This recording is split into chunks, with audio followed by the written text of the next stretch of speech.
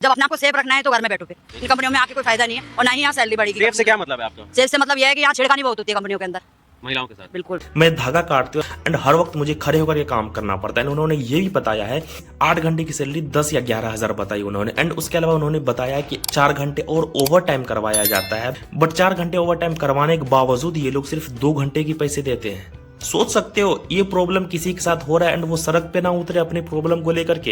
And मैं दूसरी बात मैं बता रहा हूँ, इसी वीडियो में एक बंदे से जब सवाल पूछा गया कि आप बताओ आपकी क्या प्रॉब्लम है, तो उन्होंने बताया कि मैं पिछले 2 साल से इस कंपनी में हूँ, 8 घंटे काम करवाते हैं जिसमें सिर्फ 10,000 की सैलरी दी जाती है एंड 8-8 घंटे तक हमें खाना खाने तक को नहीं दिया जाता है। हमें मिलता है 10 बजे खाना मॉर्निंग शिफ्ट में, ठीक है। 10 बजे के बाद डायरेक्ट देती है हमें कंपनी 6 बजे, मतलब 8 घंटे बाद खाना। 8 घंटे भूखे रहेंगे, मतलब कौन इंसान 8 घंटे भूखे खड़े रहकर काम कर सकता है? 16 घंटे काम।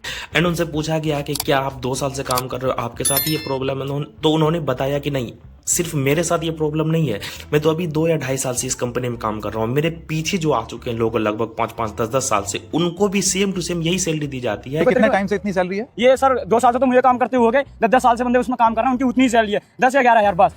एंड जो बड़े बड़े अधिकारी या बोलो तो जो बड़े बड़े पोस्ट पे हैं उन लोगों को अच्छी खासी सैलरी मिलती है, वो लोग मजे से अपने अपने काम को अंजाम देते हैं एंड एकदम एसी में बैठकर काम करते हैं। हम लोगों को बैठने तक नहीं दिया जाता है।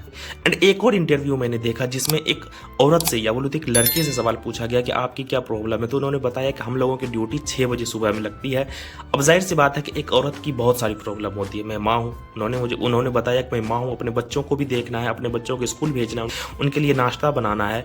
उन सब चीज़ को देखते हुए हमें 2-4 मिनट की देरी हो जाती है। 2-4 मिनट ज़्यादा नहीं। वो खुल करके बता रही थी कि मैं 2 से 3 मिनट देर जाती हूँ कंपनी में, तो बोला जाता है कि क्यों आई हो कंपनी में, छुट्टी कर लो ना, तुम्हारी जरूरत ही नहीं है। इस तरीके से हमें धुतकारा जाता है। 10,000 की सैलरी में हमें इस तरीके से धुतकारा जाता है।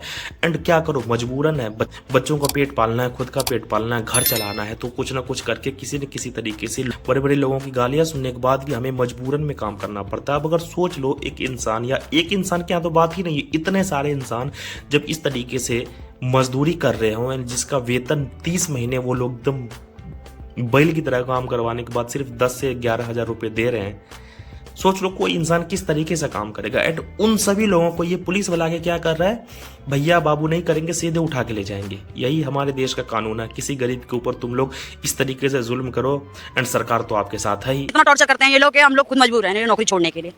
ये समझ लिया आप। तो घर चलाने की जिम्मेदारी होगी तो इसलिए नौकरी बिल्कुल नहीं है। कर पा रहे हैं। घर चले जाने की जिम्मेदारी अकेली हूँ कमाने वाली।